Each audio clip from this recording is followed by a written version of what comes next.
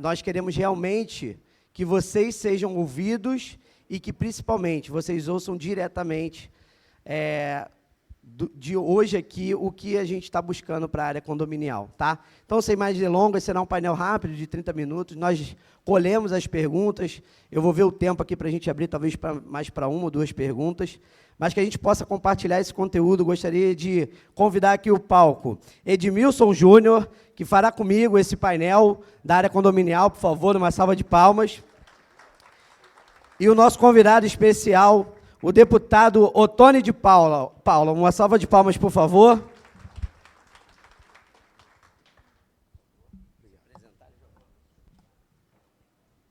Antes de mais nada, eu quero cumprimentar a todos com uma boa noite, dizer da alegria e da honra de estar aqui hoje com vocês, muito mais na qualidade de ouvinte das necessidades que os síndicos têm para nos apresentarem, porque as pessoas pensam muitas vezes de que o legislador legisla e fabrica as leis de acordo com o que ele pensa, com o que ele imagina, não é?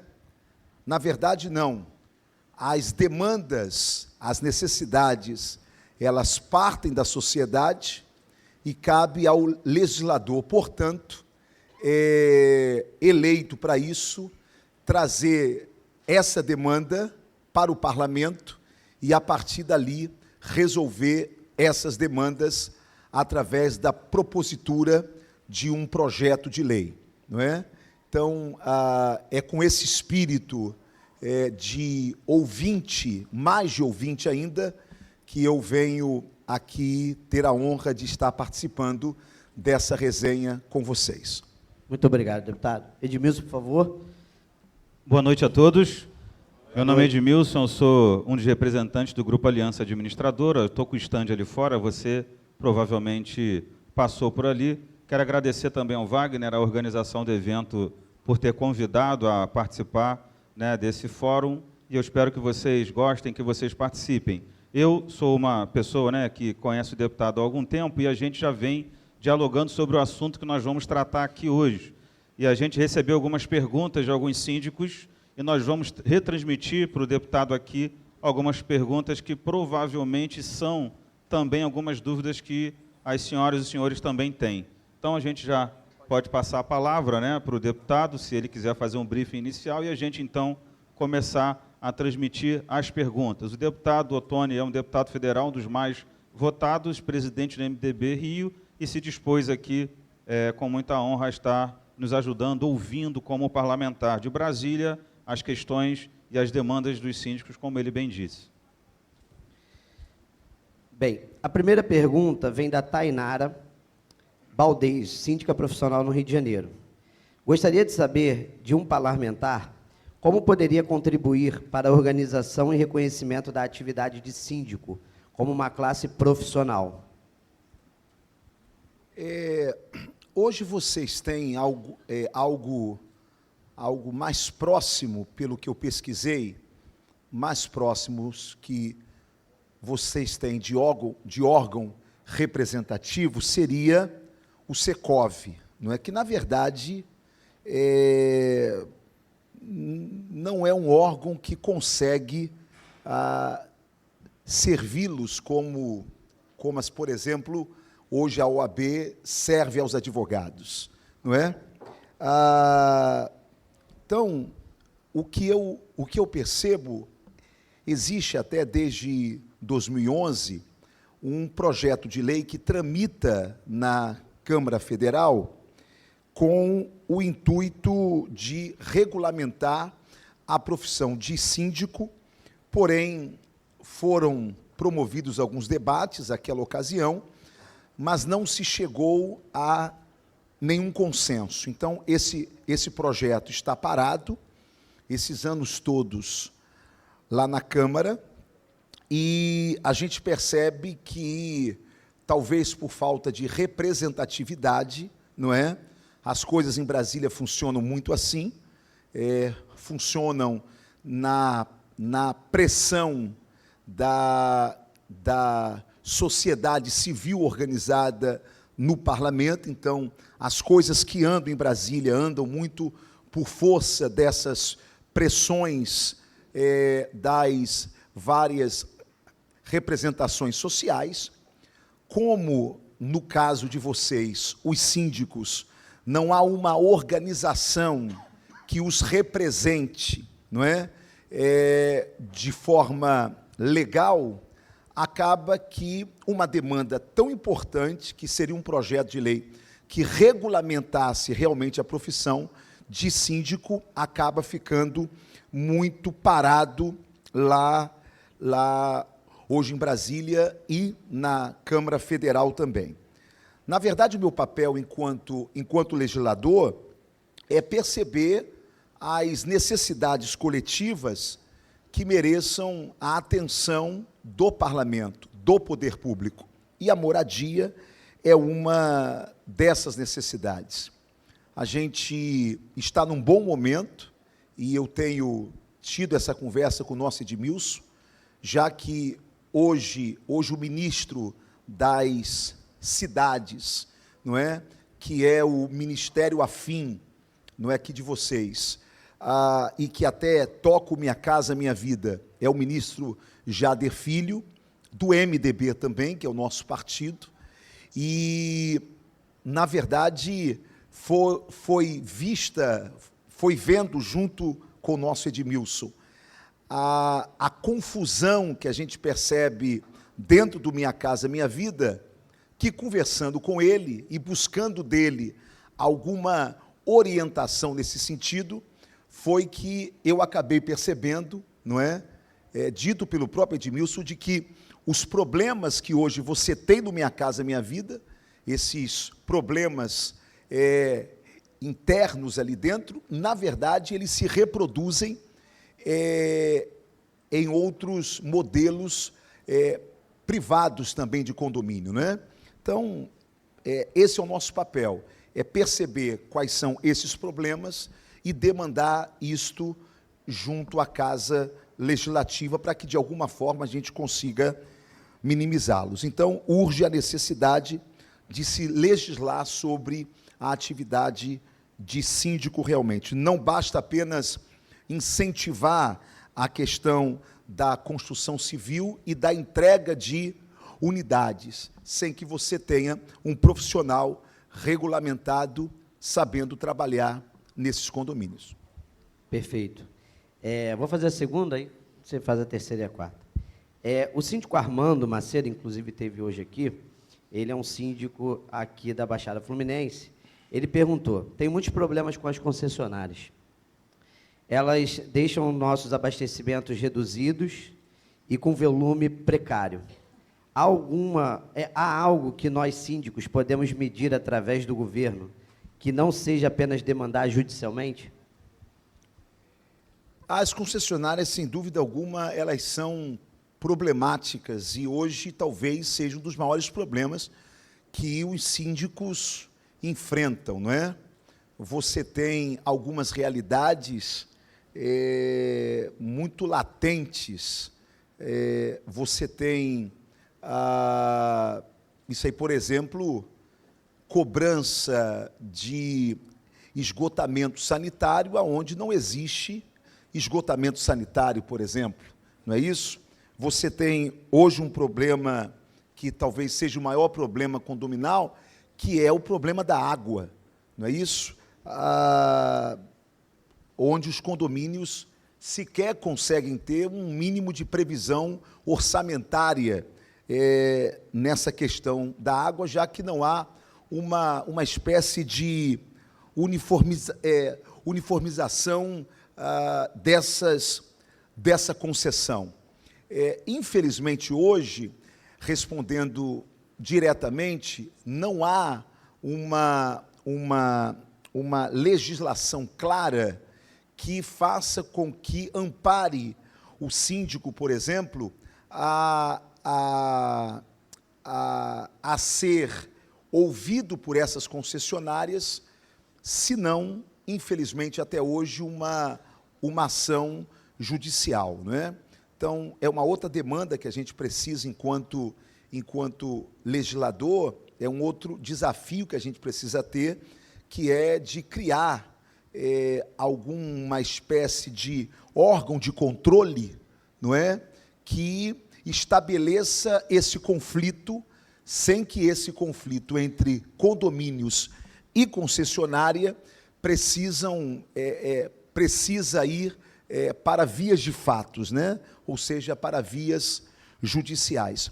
Enquanto eu até tenho dito nessas minhas reuniões quase que mensais com o nosso ministro Jader Filho, nós precisamos criar uma espécie de órgão regulamentador nacional que tenha pelo menos 3 viés. Um, que é essa questão de trabalhar a concessão dessas tarifas. O outro é de estabelecer uma espécie de fiscalização de obras para se combater esses vícios de construção que está cada vez mais comuns. Só para vocês terem uma ideia, aí eu vou falar sobre Minha Casa Minha Vida, 47%, no mínimo, das entregas do Minha Casa Minha Vida tem vícios de construção, não é? Ou seja, há uma depreciação do imóvel assim que você entrega as chaves, não é? E um outro ponto que esse órgão regulamentador poderia fazer era também essa questão que eu já disse, dessa regulamentação desta profissão de síndico, né? Preocupando-se nesta formação desta figura que é tão importante dentro do condomínio, porque a ele cabe gerar a qualidade de vida de centenas de famílias que lá estão. A pergunta número 3, inclusive tem a ver com o que o senhor já começou a falar. Nós recebemos várias perguntas repetidas, obviamente as demandas entre os síndicos, elas se assemelham muito, e a gente selecionou algumas aqui isoladamente. O síndico Augusto é síndico também no Rio de Janeiro, na região da Zona Oeste, e disse assim: a gente tem muito problema de vício construtivo, que o senhor acabou de dizer, e ele enfrenta, né, uma dificuldade grave com o empreendimento dele, o que traz causa e preocupação, por conta do aumento de necessidade de manutenção, por exemplo. O deputado poderia nos ajudar de que maneira em relação a isso? O senhor acabou de dizer, né, da criação do órgão de legislação, mas essa é a pergunta, e eu tenho certeza que talvez seja uma necessidade de muitos presentes aqui. Esse órgão, ele entre outras responsabilidades, ele estabeleceria uma espécie, Wagner, de critérios de acompanhamento para a validação dessas construções, dessas obras, tá certo? Porque se você não tiver um órgão que cumpra, isso eu estou falando um órgão a nível nacional, que cumpra esse papel de intermediação entre o condomínio, não é? E a construtora, não é? E que nesta negociação ele possa criar parâmetros mínimos, não é? Que garantam a esse condômino de que ele vai adquirir um bem e que não vai ser depreciado daqui a 1 ano, daqui a 2 anos, a gente não vai conseguir resolver isso. Então, eu acho que e tenho conversado, repito, com o nosso ministro Jader Filho, de que nós já passamos do momento do Brasil estabelecer esse órgão regulamentador a nível nacional para que possa fazer esta ponte. Porque, senão, tudo vai demandar judicialmente, não é? E a gente sabe quão morosa infelizmente, a nossa justiça, e se a gente não resolver isso de outra forma, esse problema vira uma metástase, né? Como já virou, já tem muito tempo. Um exemplo clássico disso que nós demonstramos para o ministro é um projeto do Minha Casa Minha Vida, que tinha lá na sua declaração de proposta um VUP, que é vida útil de projeto de 20 anos para a fachada.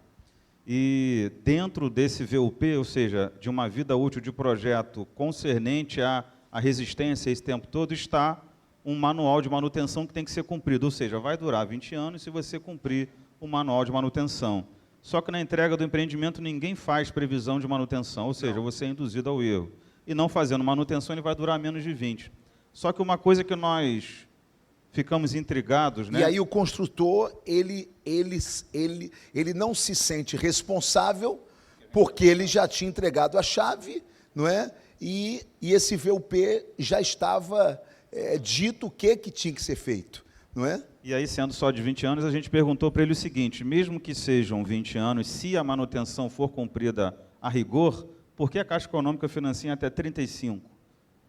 Se ele só vai durar 20? E se as pessoas, normalmente, os empreendimentos não têm dinheiro para reformar um bloco a cada 5 anos, né? Então, assim, a conta não fecha, de fato, esse projeto uma tem que pegadinha. ser remodelado. Bem, a quarta pergunta do Rafael Claro, síndico morador. Nós precisamos, deputado, de algumas sugestões de alteração do Código Civil com relação à nossa atividade. Precisamos dialogar e melhorar nossa representatividade enquanto síndicos do Estado do Rio de Janeiro. Não temos um meio organizado de fazer isso? Como poderia ser a sua contribuição quanto a isso? Eu fiz um escrito aqui que eu faço questão de ler, porque eu acho que é muito importante para essa pergunta, Wagner. É preciso que hajam parâmetros após a entrega das chaves que assegurem aos moradores voz para dirimir seus conflitos frente a algumas irresponsabilidades, que é o que você falou, Edmilson, cometidas por construtoras e também cometidas por alguns síndicos. Ou essas irregularidades cometidas por alguns síndicos, elas vêm por incapacidade de gestão do próprio síndico, não é? Ou por uma falta de estrutura e de amparo das próprias autoridades a esse síndico, não é? Então, sem querer ser redundante, o que eu entendo dentro dessa última pergunta é isso.